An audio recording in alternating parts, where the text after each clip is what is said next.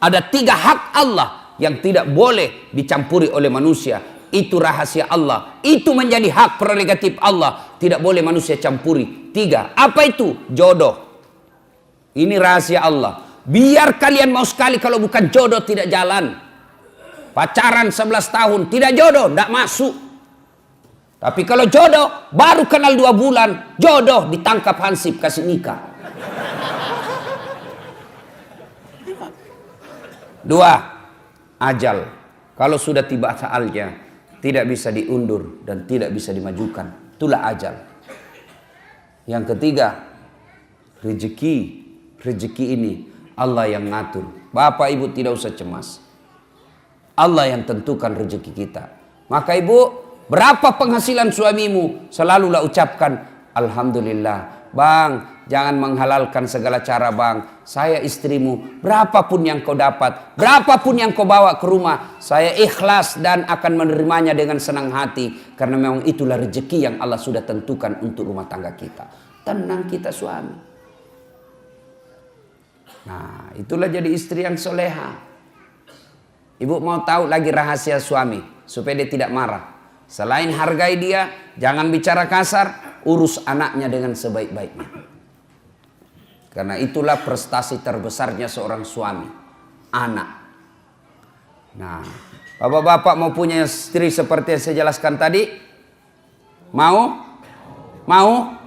Nah, bapak juga harus jelaskan tugasnya sebagai suami.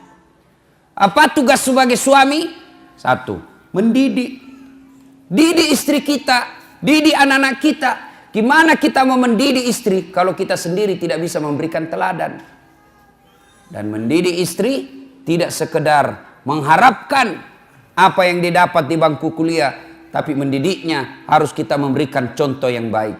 Tidak mungkin istri kita bisa sholat subuh lebih awal kalau suaminya sendiri sudah jam 7 masih tidur. Tidak mungkin istri kita bisa berbicara yang santun kalau kita laki-laki setiap marah kasar ngomongnya.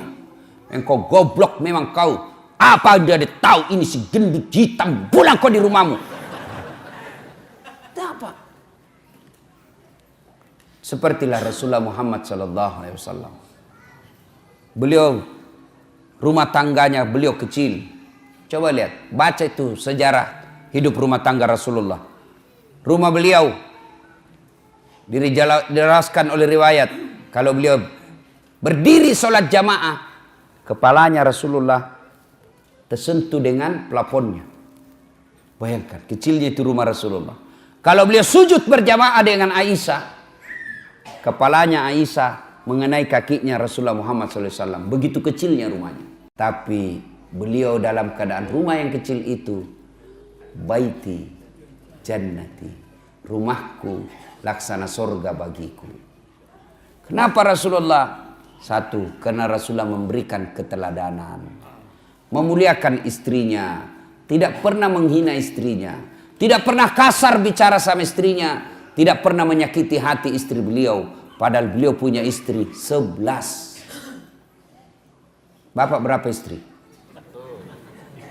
Kenapa 1? Hah? Pernah dengar cerita orang kaya banyak sekali amalnya Pak, diadili, namun panggil tersangka 10 maju, rumah berapa?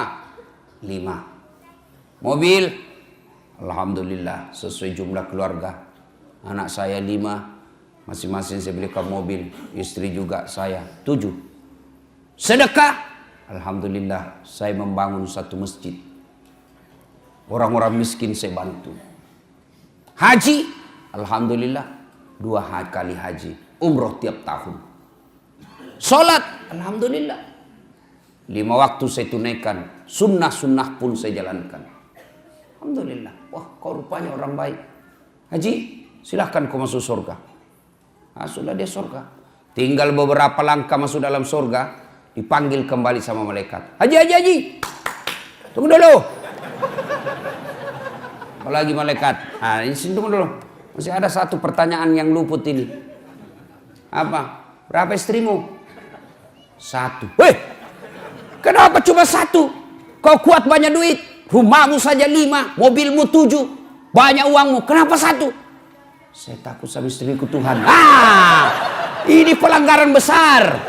Kau lebih takut sama istrimu daripada Tuhanmu. Ini syirik, masuk ke neraka. Makanya bapak-bapak hati-hati Pak. Marah ibu-ibu di belakang. Bapak saudara-saudara sekalian ya. Nah, kewajiban suami mendidik istri. Lihatlah Rasulullah itu memberikan keteladanan, lebih banyak memberi contoh daripada jangan ini, lakukan ini. Tidak, Nabi mendidik istrinya dengan memberi contoh.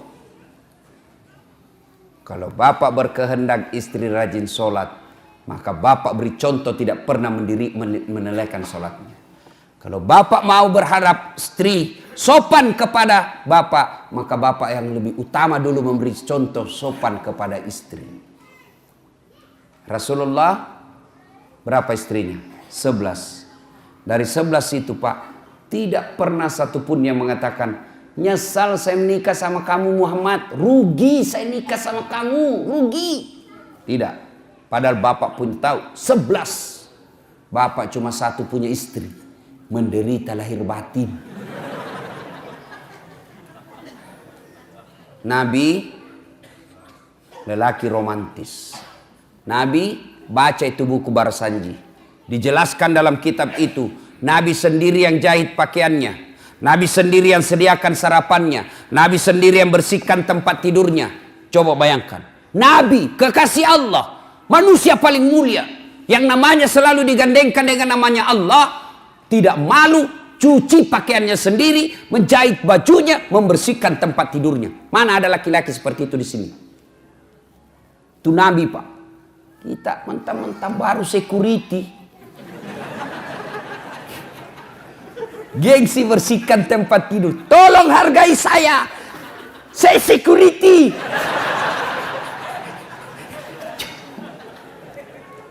Itulah Rasulullah. Tidak malu bersihkan tempat tidurnya. Coba. Mulai besok Pak. Memperbaiki diri rumah tangga kita. Berikan contoh yang teladan yang baik. Jangan pernah kasar bicara sama istri. Nabi romantis. Begitu romantisnya Nabi. Masya Allah. Minum. Beliau kalau minum. Setiap minum begini. Coba saya kasih contoh ya. Oh ini ada yang sudah terbuka. Misal Pak ya. Beliau minum. Bismillahirrahmanirrahim. Dia kasih istrinya. Hebatnya lagi. Bekas bibirnya istrinya yang diminum. Jadi beliau minum. Gini. Kasih lagi istri. Minum lagi setetuk. Kasih lagi istri. Hebatnya bekas bibirnya istrinya. Coba kalau bapak minum bekas bibir istri. Kenapa bang? Bau betul mulutmu.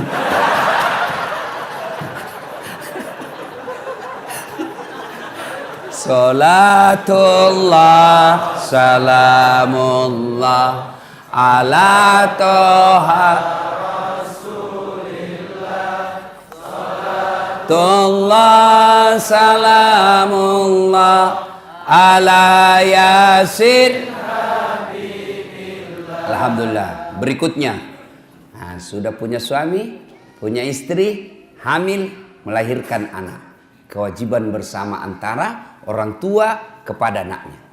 Apa kewajibannya? 1, lahir anakmu, kasih nama yang baik. Nama yang baik, nama artis? Bukan. Nama yang baik, nama selebriti? Bukan. Nama yang baik, nama yang ada doa dan harapan kebaikan di dalamnya. Kasihlah nama-nama sahabat Nabi. Nah, saya kasih kau nama Khalid. Ini Khalid, salah satu sahabat Nabi yang menjadi panglima perangnya Umar bin Khattab, dibawa kepemimpinan komandonya Khalid bin Walid. Tidak pernah satu kali pun perang yang dia pimpin kalah. Inilah Khalid. Saya mau kau nanti menjadi besar panglima orang Islam yang membela agamamu. Nih, saya mau kau seperti Khalid. Nah, lahir anaknya perempuan besar. Nah, saya kasih kau nama Sumayyah. Siapa Sumayyah Pak? nih Sumayyah, wanita, budak, pembantu zaman dulu, tapi akidahnya kuat, tidak pernah mau menghina Islam, tidak pernah mau menyerah membela Islam, sampai dibunuh oleh majikannya hanya karena dia tidak mau mengatakan Muhammad pembohong. Dipaksa mengatakan Muhammad pembohong, dia ludahi Abu Jahal mukanya. Pak, Abu Jahal, mukamu lebih hina daripada kotoran onta. Marah Abu Jahal, dia tikam Sumayyah, meninggal. Manusia pertama mati syahid bukan laki-laki, Sumayyah. Saya mau seperti kau bela agamamu. Sumayyah. Jangan kasih nama artis. Apa artis? Iya kalau baik akhlaknya. Coba lihat artis-artis kita sebagian. Ramadan dia pakai kudung. Ramadan dia nangis-nangis, Pak. Selesai lebaran telanjang lagi pakaiannya. Mau anak-anak kita menjadi orang munafik seperti itu? Saya mau kasih kau nama siapa, nak? Lionel Messi. Supaya kau jago main bola. Apa jago main bola? Sampai sekarang saja PSSI selalu ribut. Kasih nama-nama baik-baik, Pak. Jangan lagi berkata apa arti sebuah nama. Bayangkan seandainya tidak ada nama semua di sini, Pak. Terutama kalau pilih caleg. Gimana memilih caleg kalau tidak ada namanya? Pilih saya, siapa? Anu. Pilih saya, siapa? Anu. Ini repot, Pak. Nama adalah simbol dalam ilmu komunikasi. Begitu Bapak dengar nama Dasat Latif, pasti apa yang ada di benak Bapak? Oh, Ustaz beleng-beleng. Ya kan? Itu simbol. Simbol. Nama dalam Islam, nama adalah doa, nama adalah identitas. Coba. Saya kasih kau nama, nak. Mutmainnah. Apa artinya mutmainnah? Jiwa yang tenang. Maka setiap orang memanggilnya mutmainnah, wahai kau jiwa yang tenang. Orang doakan. Kalian juga ini untuk seingat. Kalian yang punya nama Muhammad, jangan kau hina itu nama. Kalian yang punya nama Muhammad tapi sifatmu menghina Muhammad, kalian akan tanggung jawab nanti di akhirat. Marah itu yang menyandang nama Nabi. Dan ketika kalian cinta kepada Nabi, nama Muhammad jangan kalian tulis ringkas-ringkas. Namamu misalnya Faisal, Muhammad Faisal, kau tulis M Faisal. Apa itu M? Makan, mandi, mencret. Jangan kau rungkas itu manusia mulia, tulis panjang-panjang Muhammad. Jangan kau tulis M Faisal, lebih Faisalnya kau ringkas Muhammad F. Jangan F Faisal, M Faisal, lebih kau Muhammad F. Panjangin tulis itu, manusia mulia itu. Jangan ringkas-ringkas nama. Penting jangan seperti mahasiswa saya, dia tulis namanya W Taufik W. Yang betul namamu itu tulis, jangan kau ringkas-ringkas. Tulis itu. Tidak muat absen Ustaz, tulis. Tidak muat. Boy, benar ternyata memang panjang, Pak. Apa itu W Taufik? W. Ternyata kepanjangannya wabillahi taufik wal hidayah. Assalamualaikum.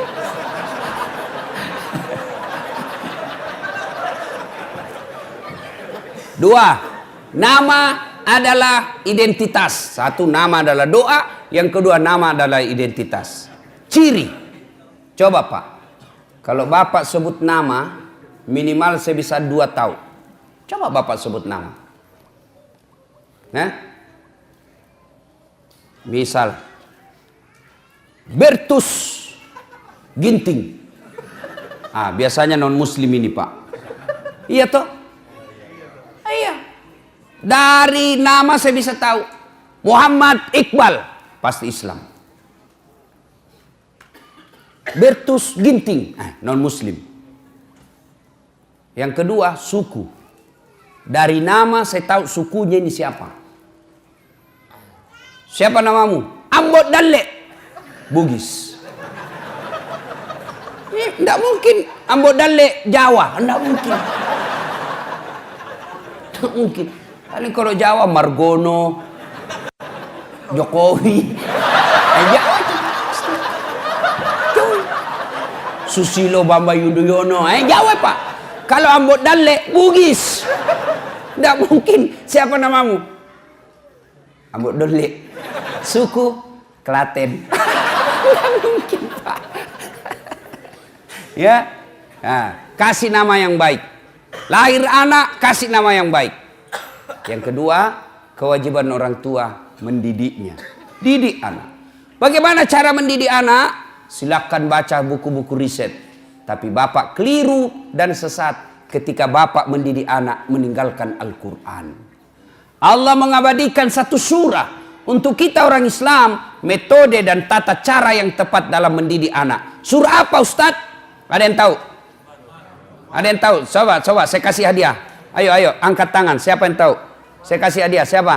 Ayo, mana? Ayo. Anak muda. Siapa? Surah apa? Angkat tangan, sebut, naik ke sini. Nah, Bapak Pak. Surah ayat. Karena Bapak lupa ayatnya cuma 50, Bapak hadiah. Hadiah. Siapa yang tahu surah apa? Kan sudah ditahu surah Luqman. Ayat berapa? Ayo Bapak.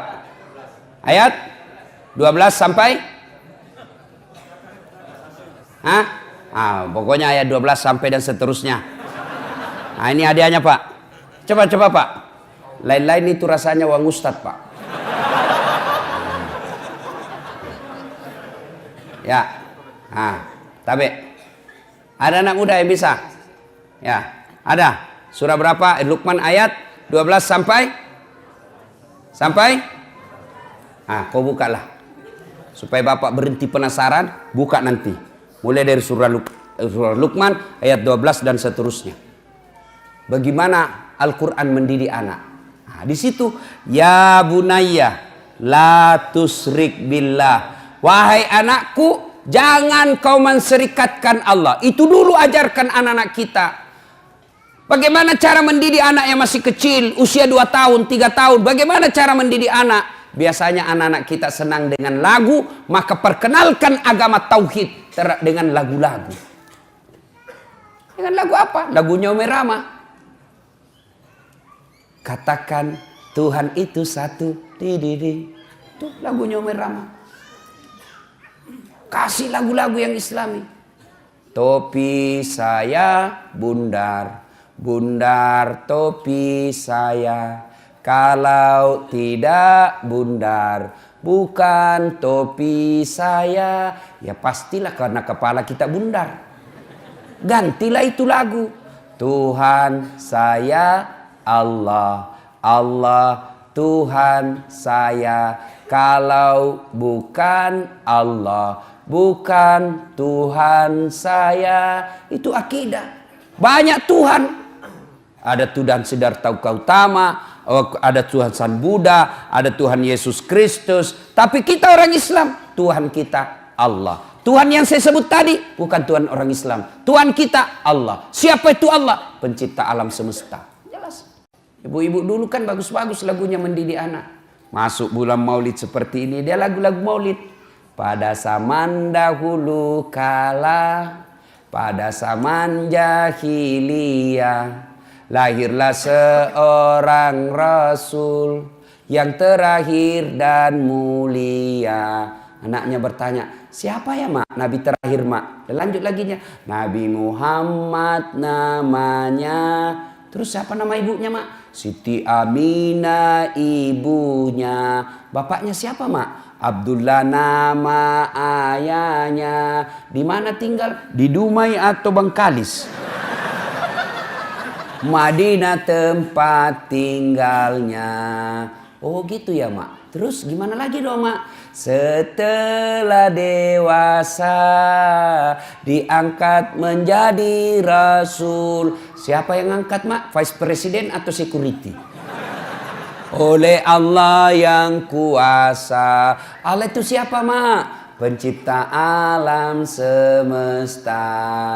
Itu dulu tuh ibu-ibu dulu. Masuk lagi bulan Rajab, bulan Isra Mi'raj, lagu lagi. 27 Rajab Nabi Muhammad diisrakan dari Masjidil Haram ke Masjidil Aqsa. Tuh ibu-ibu lagu dulu. Begitu suaminya sakit-sakit dan tua-tua.